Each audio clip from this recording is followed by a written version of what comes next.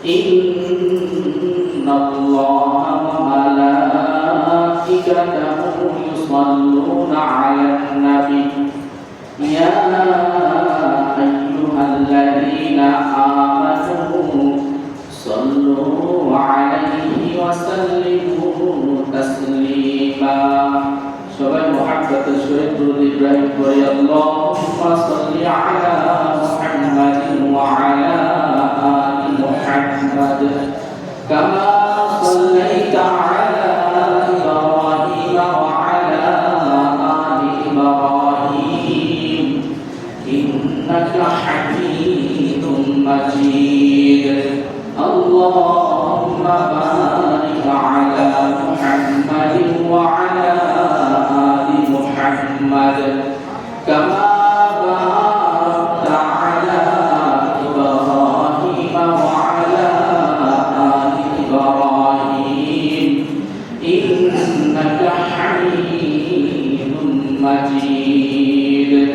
الصلاة والسلام عليك يا رسول الله الصلاة والسلام عليك يا حبيب الله الصلاة والسلام عليك يا شافع المذنبين الصلاة والسلام عليك يا رحمة للعالمين।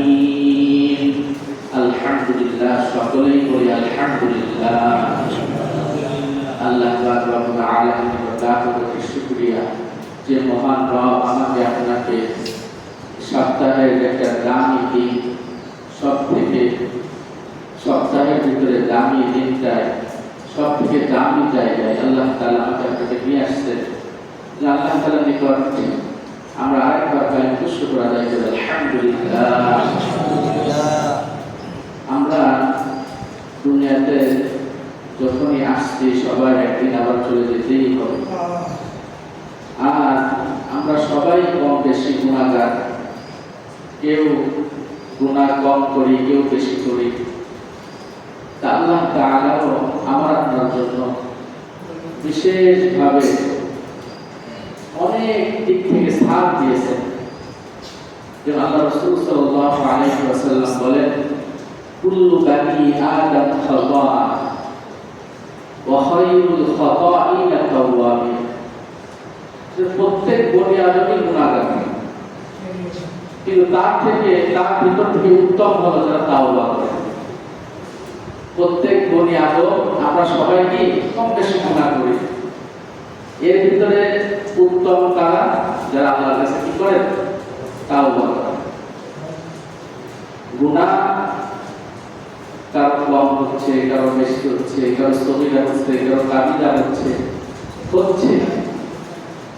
গুনাহ থেকে বাঁচার চেষ্টা করা, আল্লাহর কাছে তাওফিক চাওয়া। হাদিসের ভিতরে আসছে যে গুনাহ থেকে বাঁচার জন্য আল্লাহর কাছে তাওফিক চাইতে হবে। আল্লাহ তাআলা আমাকে গুনাহ থেকে বাঁচান। আল্লাহ রাসূল সাল্লাল্লাহু আলাইহি ওয়াসাল্লাম বলেছেন, প্রত্যেক বনি আদম গুনাহগার, কুল্লু বানি আদম খাতা ওয়া খায়রুল খাতাইনা তাওয়াবিন। যে গুনাহগারদের ভিতর থেকে উত্তম হলো যে তাওবা করে। এজন্য আমাদের উচিত গুনাহ হয়ে গেলেই তাওবা করা। গুনাহ হয়ে গেছে, ভুল হয়ে গেছে, তাওবা করা। বনি ইসরাইলের দুইজন বন্ধু ছিল। আমরা এখন অনেকেই যে গুনাহ করে তাকে আমরা অনেক সময় তুচ্ছ তাচ্ছিল্যভাবে দেখি, অনেক কথা বলি, মানুষের কাছে তার কথা সমালোচনা করি, তাকে ঘৃণার চোখে দেখি। কিন্তু আসলে গুনাহটাকে ঘৃণা করা, কিন্তু মানুষটাকে নয়। যে গুনাহ করতেছে সেই গুনাহটাকে ঘৃণা করা উচিত, কিন্তু যে মানুষটা গুনাহ করতেছে, আল্লাহ রাসূল বলেছেন প্রত্যেক বনি আদম গুনাহগার, কিন্তু ওই গুনাহগারের কাছে আমি কয়েকদিন গেছি, গিয়ে কয়েকদিন বুঝাইছি। নূহ আলাইহিস সালাম তার উম্মতের কাছে উনি বলতেছে যে আমি প্রকাশ্যে গোপনে সবাইকে একত্র করে যতভাবে দাওয়াত দিয়েছি, এরপরও আমার উম্মতরা যখন আমি দাওয়াত দিতাম, কেউ কানের ভিতরে আঙুল ঢুকাই দিত, কেউ কানের উপরে চাদর দিয়ে চেপে ধরত, মানে শুনতো না তার কথা। আপনারা যে আসছেন, কথা শুনতেছেন, নূহ আলাইহিস সালামের গোত্র কওমরা শুনতোই না কথা। আমরা গুনাহগার, কিন্তু তারপরেও যখন ভালো কথাগুলো শুনি তখন কি মনে হয় নিজের কাছে যে না, আসলে গুনাহ ছাড়া উচিত, আল্লাহর কাছে মাফ চাওয়া উচিত। আল্লাহ তাই বলে, যারা মুমিন বান্দা হবে, যখন আমার কথা আলোচনা করা হবে, যাদাতুহুম ঈমানা, তাদের ঈমান বাড়বে। সুবহানাল্লাহ। সূরাতুল আনফালের 3 নম্বর আয়াতে আল্লাহ বলেন, ইন্নাল মুমিনুনা আল্লাযীনা ইযা যুকিরাল্লাহু ওয়াজিলাত কুলুবুহুম ওয়া ইযা তুলিয়াত আলাইহিম আয়াতুহু যাদাতুহুম ঈমানা ওয়া আলা রাব্বিহিম ইয়াতাওয়াক্কালুন। আল্লাহ রাব্বুল আলামিন বলেন, ইন্নাল মুমিনুন, নিশ্চয়ই মুমিন বান্দা বান্দি, ইযা যুকিরাল্লাহ, যখন তাদের সামনে আল্লাহর কথা স্মরণ করা হয়, ইযা, যখন যুকিরাল্লাহ, আল্লাহর কথা জিকির করা হয়, জিকির অর্থ স্মরণ, ইযা যুকিরাল্লাহ ওয়াজিলাত কুলুবুহুম, তাদের কলবটার ভিতরে ধাক্কা মারবে, কম্পিত হবে। ওয়া ইযা তুলিয়াত আলাইহিম আয়াতুহু, যখন আমার নিদর্শন সম্পর্কে তাদের সামনে বলা হবে, তিলাওয়াত করা হবে। ওয়া ইযা তুলিয়াত আলাইহিম, ওয়া ইযা তুলিয়াত, যখন তিলাওয়াত করা হবে, আলাইহিম, তাদের সামনে, আয়াতুহু, আয়াত, নিদর্শন, যাদাতুহুম ঈমানা, তাদের ঈমান বাড়তে থাকবে। কথাটা আল্লাহ তাআলা। তা আমরা সবাই মুমিন, যারা ঈমান আছে, যারা মুমিন। আর মুমিনের কিছু সিফাতও আল্লাহ তাআলা বলে দিয়েছেন। মুমিনের কিছু সিফাত আছে। দুনিয়ার ভিতরে কিছু হইতে গেলে তার কিছু বৈশিষ্ট্য থাকা লাগে। আমি ইঞ্জিনিয়ার হয়েছি, আমার ভিতরে সেই কার্যক্রম সম্পর্কে জানা লাগে। তা মুমিন হতে গেলে মুমিনের যে কাজগুলো আছে আমার জানার দরকার আছে। খালি খালি মুমিন দাবি করলে হবে না। এজন্য আমরা ঈমান আনার পরে এক প্রকার মুমিন হইছি। আর প্রকৃত মুমিন হলো, প্রকৃত মুমিন হলো যারা এই গুণের গুণান্বিত। এক নাম্বার হলো যারা নামাজটা সুন্দর করে। قد أفلح المؤمنون, সূরাতুল মুমিনুন প্রথম খুললেই দেখবেন মুমিনের সিফাত চলে আসে সব সুন্দরভাবে। যারা বাংলা পড়তে পারেন, যে মিলাবেন, আল্লাহ তাআলা বলেন মুমিন সফল কাম হয়ে গেছে। মুমিন কি হয়ে গেছে? সফল। আমাদের চোখে সফল কারা? যারা দুনিয়ায় খুব ভালো একটা পর্যায়ে পৌঁছাইছে, যাদের বড় গাড়ি আছে, বড় বাড়ি আছে, যাদেরকে সবাই সম্মান করে। আমরা কি বলি? এই ছেলেটা একটা কাজের কাজ করছে, এই সফল, এই পড়াশোনা করে একটা পর্যায়ে পৌঁছেছে। আল্লাহ বলেন সফল হয়ে গেছে মুমিন। আর মুমিন আল্লাহর কাছে সফল, দুনিয়ায়ও আখিরাতেও। দুনিয়া আল্লাহ তাআলার কাছে কোনো দাম নাই যদি মুমিন বান্দা বান্দি না থাকে, এই দুনিয়া ধ্বংস হয়ে যাবে। হাদিসের ভিতরে আসছে যে একেবারে আল্লাহকে খুশি করার জন্য একটা ব্যক্তির যদি না থাকবে, লা ইলাহা ইল্লাল্লাহ বললে ওয়ালা ব্যক্তি না থাকবে, দুনিয়া ধ্বংস হয়ে যাবে। দুনিয়া ধ্বংস হয়ে যাবে। আমরা অনেক সময় আলোচনা করি, শুনি, ফাযাক্কির, আল্লাহ রাসূল বলছে, আল্লাহ তাআলা তার হাবিবকে বলছে, আমি স্মরণ করাই দেন, আমার বান্দাদেরকে জানা জিনিসগুলো স্মরণ করাই দেন। অনেক কিছু তারা জানবে কিন্তু দুনিয়ার ব্যস্ততায় ভুলে যাবে। আমি আপনাদের সামনে বহু কথা বলছি, এগুলো এখন স্মরণ করার দিলে পরে বলে না, তো আগে ওই কথাগুলো বলছি, কিন্তু আপনাদের অনেকের খেয়াল নাই। যেহেতু আপনাদের সামনে বহুত দিন ধরে আল্লাহ তাআলা এই মিম্বারে আপনাদের সামনে কথা বলার তৌফিক দিচ্ছে, অনেক কথা বলছি, প্রত্যেক জুমায় অনেক কথা। আগে জুমায় যে কথা বলছি কিছু কিছু কথা চলে আসে।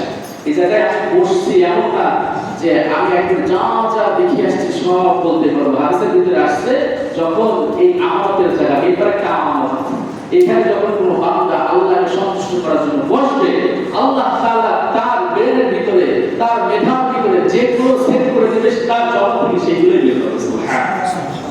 আমি দেখে আসতে পারি কিছু কথা, কিন্তু আল্লাহ তাআলার কাছে এই কথাও বলে আসে, আল্লাহ যখন যেটা আপনার বান্দাদের জন্য প্রয়োজন তখন সেটা আমার জগৎ থেকে বের করাই দেয়। এজন্য আপনাদের নিয়াতের থাকা লাগবে যে আমাদের খুঁড়া কি, দিলের খুঁড়া কি, হ্যাঁ আমার কি প্রয়োজন, এখন কোন কথাগুলো আমার জানার দরকার, আল্লাহ সেইগুলো আমাদের হুজুরের জগৎ থেকে বের করাই দেয়। এজন্য আমরা শুনবো আমলের নিয়াত, আমরা শুনবো। যে কথা বলতেছিলাম যে আমরা অনেক কিছু শুনছি কিন্তু ভুলে যাই, দুনিয়ার ব্যস্ততার ভিতরে ভুলে যায়। আল্লাহ হাবিবকে বলছে ফাযাক্কির, আমি স্মরণ করাই দেব, ভুলে যাবে আমার বান্দা। অনেক জানা জিনিস একটু স্মরণ করাই দেন, মনে করবে। আমিও সেগুলোই চেষ্টা করি ধরে ধরে আপনাকে, হ্যাঁ যাতে একটু আমাদের মনে পড়ে, আপনারা আমল করতে পারেন, আমি যেন আমল করতে পারি। আমল ছাড়া জান্নাত পাওয়া যাবে, আমল থাকা লাগবে, আল্লাহ রহমতও থাকা লাগবে। শুধু আমল দিয়ে আবার জান্নাত পাওয়া যাবে? বনি ইসরায়েলের দুই বন্ধুর কথা বলতেছিলাম না, তারা একজন ছিল আবেদ আর একজন ছিল গুনাহগার। তা আবেদ ব্যক্তি সবসময় গুনাহগারকে বলতো যে তুমি গুনাহ ছেড়ে দাও, গুনাহ ছেড়ে দাও। তা ওই লোক বলতো যে তুমি আমাকে আল্লাহর উপর ছেড়ে দাও। এই গুনাহগার বলতো কি তুমি আমাকে আল্লাহর উপর ছেড়ে দাও। একদিন মারাত্মক একটা বিবাদ করতেছে, উনি বলছে তুমি এটা ছেড়ে দাও। উনি সারাদিন রাগের কথায় বলছে তোমার আল্লাহ মাফ করবে না, আল্লাহ তোমার জান্নাত দেবে। আল্লাহ তাআলার কাছে খুব খারাপ হয়েছে। আল্লাহ তাআলা আজরাইল আলাইহিস সালামকে পাঠিয়েছে দুজনকে জান কবজ করে নিয়ে আসছে। ওই গুনাহগারকে আল্লাহ তাআলা জান্নাত দিয়েছে আর আবেদকে জাহান্নামে দিয়েছে। হাদিসের ভিতরে আসছে কেন? আল্লাহ তাআলার ব্যাপারে ওনার যে নৈরাশ, আল্লাহ বলেছে লা তাকনাতু মির রাহমাতিল্লাহ, আমার রহমত থেকে নৈরাশ হইও না। লা তাকনাতু মির রাহমাতিল্লাহ। আরেকটা হলো উনি নিজেকে আমল করতে গর্ববোধ মনে করত, অহংকার। এজন্য কোনো সময় আমলের অহংকার করা যাবে না। আমি আমল করে জান্নাত পেতে পারি না, আমাকে আল্লাহর রহমত না থাকে। আল্লাহ রাসূল সাল্লাল্লাহু আলাইহি ওয়াসাল্লাম বলেছেন কোন ব্যক্তি তার আমল দিয়ে জান্নাতে যেতে পারবে না যদি আল্লাহর দয়া না থাকে। সাহাবায়ে জিজ্ঞেস করছে আপনিও কি পারবেন না? আল্লাহ বলেছেন লা, আমিও পারবো না যদি আল্লাহর রহমত দয়া না থাকে। এজন্য আমল করতে হবে আল্লাহ তাআলার উপরে সেরকম আস্থা, বিশ্বাস, ভালোবাসা। কোন সময় নৈরাশ হয়ে যাবে না। আমরা যারা গুনাহগার আছি, গুনাহ হয়ে গেছে এজন্য একবার নৈরাশ হয়ে গেলাম যে আল্লাহ আমাকে মাফ করবে না। না, আল্লাহ তাআলা বলেছেন আমার বান্দা একই গুনাহ বারবার করে যদি আমার কাছে ক্ষমা চায়, মাফ চায়, সে অনিচ্ছাকৃতভাবে ভুলে যাচ্ছে, চেষ্টা করছে, পারতেছে না, তাও আমি আমার বান্দাকে মাফ করে দেব। সুবহানাল্লাহ। আল্লাহ বলেন ইন্নাল্লাহা ইউহিব্বুত তাওয়াবিনা ওয়া ইউহিব্বুল মুতাতাহহিরিন। নিশ্চয়ই যারা তওবা করে তাদেরকে আমি ভালোবাসি। সুবহানাল্লাহ। আর মুতাতাহহিরিন যারা পবিত্র থাকে, যারা কি থাকে পবিত্রতা অবলম্বন করে, পাকসাফ থাকে। আমরা অনেক সময় দেখা যায় ফরজ গোসল হয়েছে, আমরা দেখি না, বেরোয় গেছি, কাজে কামে বেরোয় যাচ্ছি, হ্যাঁ বলছি ঘরের ভিতরেও যদি তুমি থাকো ফরজ গোসল হয়ে গেলে সাথে করে ফেলার চেষ্টা করা, সঙ্গে সঙ্গে করা উত্তম। আমরা অনেকে তো আছি আমাদের কোরবানি করতেছি, হ্যাঁ এরকম অনেক সময় গাফেল হয়ে যায়। এই জন্য যারা পবিত্র থাকে মা বোনদেরকে বুঝায় বলা। হ্যাঁ অনেক সময় তারা বোঝেন, আমরা যখন এই মাসজিদে আসছি শুনতে পাচ্ছি, প্রত্যেক জুমায় কথাগুলো শুনি, এগুলো আমাদের উচিত হলো পৌঁছায় দেওয়া। বাল্লিগু আন্নি ওয়ালাউ আয়া। আল্লাহ রাসূল বলেছেন তোমরা যা চাও এগুলো আরেকজনকে পৌঁছায় দাও, আমার পক্ষ থেকে যা শুনবা, যে বাকিটা শুনবা। সাহাবায়ে বলতে তোমরা পৌঁছায় দিবা, যাকে পারবে পৌঁছায় দাও। এজন্য আমাদের উচিত আমার মেয়ে, আমার স্ত্রী, আমার মা, আমার বোন যারা আছে, আমরা যে কথা ভালো কথাগুলো শুনবো তাদেরকে বলবো তোমরা পাক সাফ থাকো। মহিলারা অনেক উদাসীন থাকে পাক সাফের ব্যাপারে। দেখা গেছে একটা হলো কাজ করা যায়, হাদিসের ভিতরে আসছে মাটি জমি পর্যন্ত বদদোয়া করে তাদের জন্য, যারা ফরজ গোসল হয়েছে কিন্তু করে নাই, জমিতে বের হয়ে গেছে, জমি পর্যন্ত তাদের জন্য বদদোয়া করতে থাকে।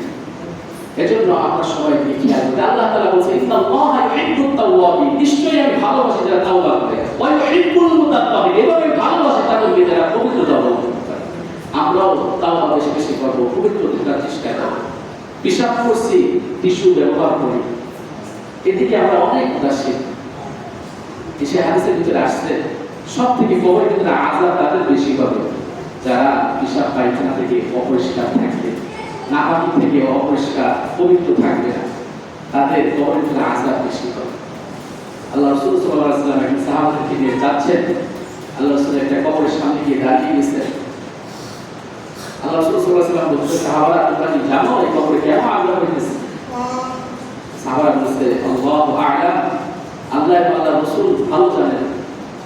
বলছে কি এই লোকটা পেশাব পায়খানা থেকে ভালোভাবে পরিষ্কার পরিচ্ছন্ন হইল না, তিনি নিজেকে পবিত্রতা করতেন না, এই জন্যই আজকে তার কবরে এত আযাব হইতেছে। ছোটখাটো বিষয়, আমরা ইচ্ছা করে একটা টিস্যু 25 টাকা 30 টাকা 35 টাকা দাম, একটা টিস্যু 2-3 মাসও চলে যায়, সেভাবে যদি ব্যবহার করা যায় তো এক মাসই গেল ভাই। পবিত্রতার জন্য আপনি একটা টিস্যু 35 টাকা এক মাস ব্যবহার করতে পারবেন না? এত উদাসীন আমরা হয়ে গেছি।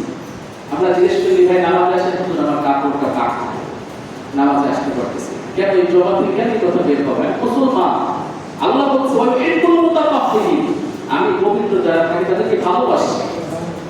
বাই চান্স আপনার কোনো কারণে টিস্যুটা আনতে ভুলে গেছেন, এরপরও হাদিসের ভিতরে আসছে নামাজ ছাড়া যাবে না। কেমনে নামাজ পড়বো? যদি পানি পান, পানি ব্যবহার করবে, পবিত্র হয়ে যাবে। পানি যদি নাও পান, তাহলে কমপক্ষে ওযু করার সময় হাতে পানি নিয়ে বিসমিল্লাহির রহমানির রহিম বলে 7 বার অথবা 3 বারের কথা আসলে আপনি আপনার পেটে ছিটাইতে নামাজ আদায় করতে হবে, নামাজ পাক। আপনি যে বলেন হুজুর পেট অপবিত্র, একমাত্র ফরজ গোসল ব্যতীত এই যে ওযুমাতগুলো আমরা দিই মাসআলা না জানার কারণে অনিচ্ছাকৃতভাবে হয়ে গেল। ইচ্ছাকৃতভাবে আমি টিস্যু নিলেন না, ওই হুজুর বলছে এইভাবে না নাম তাহলে হবে না। অনিচ্ছাকৃতভাবে বাসা থেকে বেমাস মনে নেয়, বাই চান্স আপনার হিসাব চাচ্ছে, আপনি কিছু পাইছেন না, ঢিলাও পাইতেছেন না। অনেক সময় আমাদের শুকনার সময় রাস্তাঘাটে ঢিলাও পাওয়া যায়। ইচ্ছা থাকলে ভাই অনেকভাবে চেষ্টা করা যায়। পবিত্রতা যদি আমি অবলম্বন করতে চাই অনেকভাবে চেষ্টা করা যায়। এজন্য আমার বার্তা হলো নামাজ ছাড়েন না, অপবিত্র হয়ে না।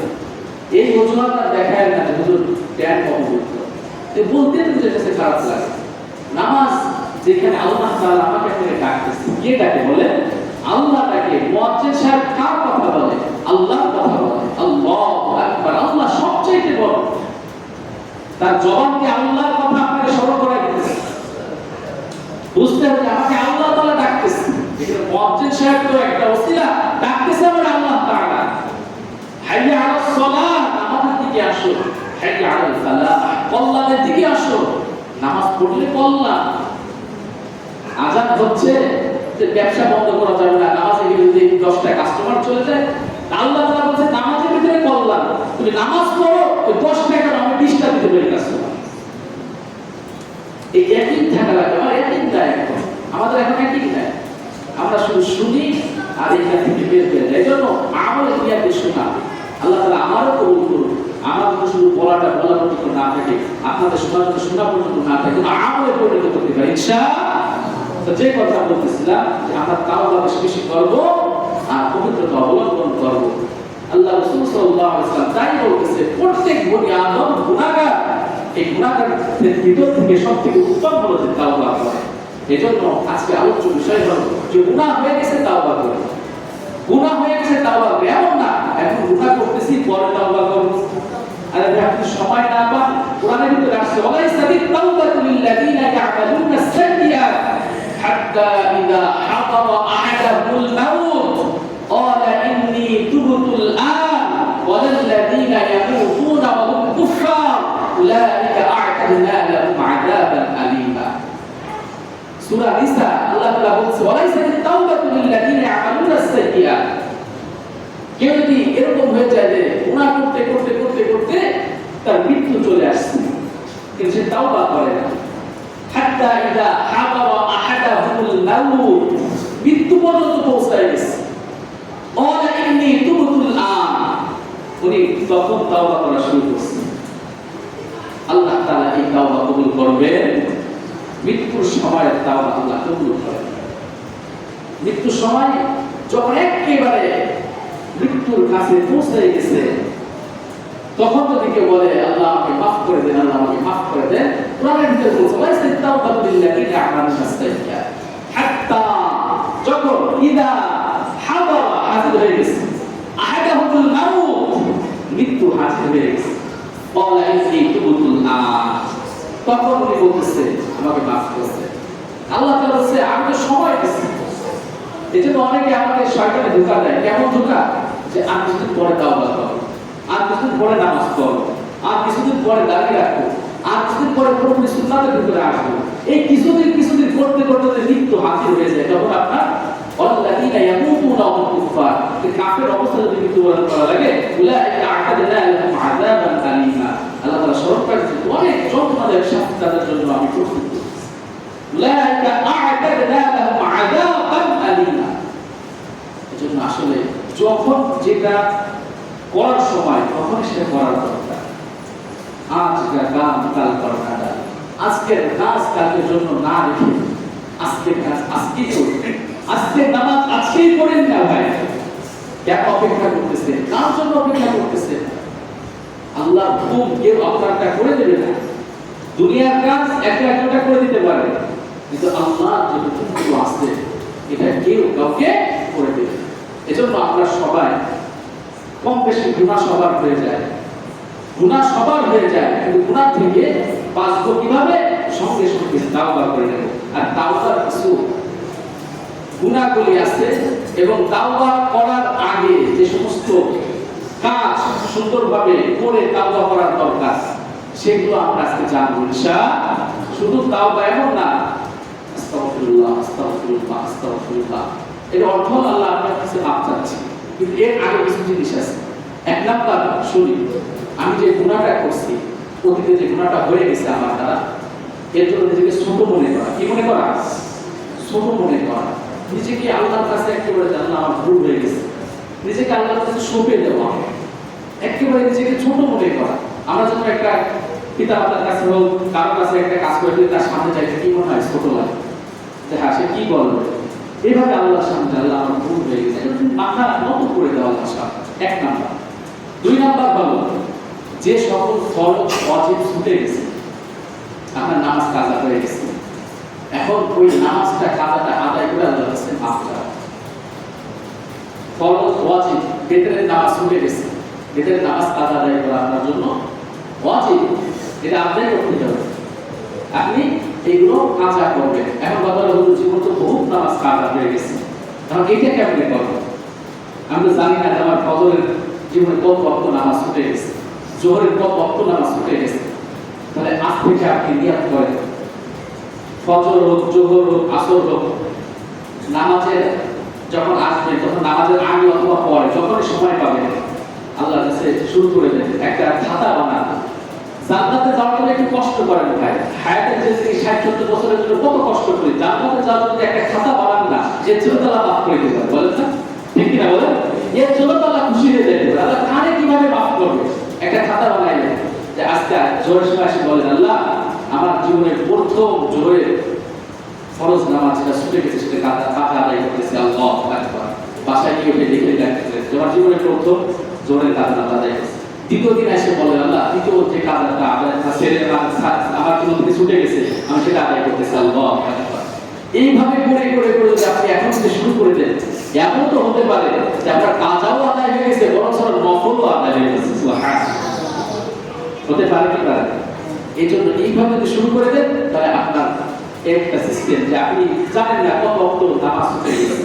তাহলে দুই নাম্বার হলো যে ফরজ ওয়াজিবগুলো ছুটে গেছে এগুলো আগে আদায় করব, এরপরে খালিস নিয়াতে আল্লাহর কাছে তাওবা করব। তিন নাম্বার, কারো ধন সম্পদ আপনি অন্যায়ভাবে ভোগ করছেন, এইগুলো আগে দিতে হবে তাকে, এরপরে আপনার তাওবা করতে হবে। এখন কথা হলো যে তাকে আমি খুঁজে পাচ্ছি না, তাকে আমি এমন কারো কাছ থেকে আমার 10 টাকা 20 টাকা 50 টাকা 100 টাকা আমার পকেটে ঢুকছে, এখন তাকে আমি আর খুঁজে পাইতেছি না। যদি তার ওয়ারিসরা থাকে তাদের কাছে যদি দিয়ে দিতে পারেন আলহামদুলিল্লাহ, অথবা সব থেকে ভালো হয় যদি আপনি তার কাছে সদকা করে দেন।